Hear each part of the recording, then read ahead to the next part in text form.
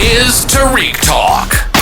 Your host, Tarik Mendez, takes you on a journey with guests from all around the world. Broadcasting around the world. Around the world. This is Tarik Talk. All right, guys, today I'm here with Laurie Berg at booth 813 of the Spring Break Art Show. How are you, Laurie? I'm doing great, thank you. Awesome. Is this your first time at the Spring Break Art Show? No, actually, it's not. I've worked with Spring Break a few times on different curatorial projects. Oh, congrats. But this year I'm excited because I'm showing my own work. And I'm also doing some performance activations as part of this installation. Is this your first time showing your own work? I'm a dancer and a choreographer, so I've actually been working in New York for quite a while and showing at a lot of venues around the city and in Brooklyn and downtown. Oh, congrats. And is this your first time showing at the Spring Break Art Show and not just doing the curator process? Yeah. Oh, congrats. So this is like a very big moment here. Yeah, very nice. As a dancer to be in this visual art contest. Yes. And can you tell me a little bit about the booth here at 813, please? Yes. So this is an installation using inflatable blow-up dolls, and these dolls, I started working with them in my choreographic work about 10 years ago, and this is the accumulation of all the dolls that we went through as we performed, and when we get a leak and we'd have to get a new doll. And so this is kind of a representation of the labor of making all of these dance pieces. And we really the doll became a very like charged object, and I love objects in general and I work with objects a lot, but the doll has been a recurring object. That's so cool. Wow. And how does your creation process work? Like, how did you come up with this idea for this booth? Because it's amazing, I must say. Thank you. So I wanted to create a room that could be inhabited by performers and changed.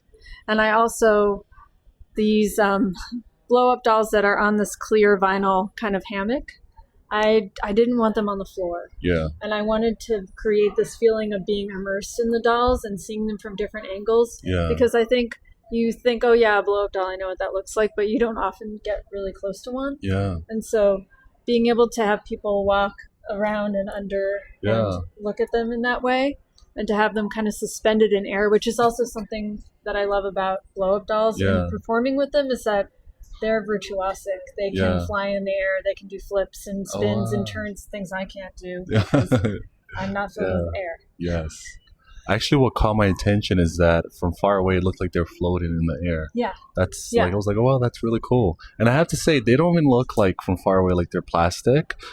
I thought there would be like a different texture because, nowadays nothing is what it looks like. Right, exactly. So I was like, wow, is that like a different material? And how did she get it to like stay in the air and not be so heavy? Yeah, it looks so cool. They're all dolls. And you're going back to your creation process. Are you an artist that like you're always filled with ideas, you're always inspired, or are you able to like kind of like separate mentally and like be in the moment? That's a good question. I feel like as an artist, because I'm a dancer and a choreographer, I like to move. I like to play. I always call it rigorous play, which is like research. So I usually have an idea or some image in my head, and then I'll go into a studio and I'll work with it. And usually the thing you start with isn't the thing you end up doing. It's like you throw that first idea away and then you're like, oh, I didn't know, but this is what I was looking for. So you find that doorway through just repetition and play and improvisation, which is very important in my dance work. That's so cool. And how is the process for you, like being the one that's exhibiting the work instead of doing the curator process? How is it different for you this time here? So it's interesting to talk about my own work instead of being like, oh, I'm gonna get to talk about another artist's work and be excited about their work. And so I'm also learning as I go, and it's been really nice to talk to people because I'm getting a lot of information about how people see these dolls and how they want to be in relation to them and what emotions come up or ideas and images. So I feel like, again, it's that research. It's like it's playful. Also, I'm serious about the dolls.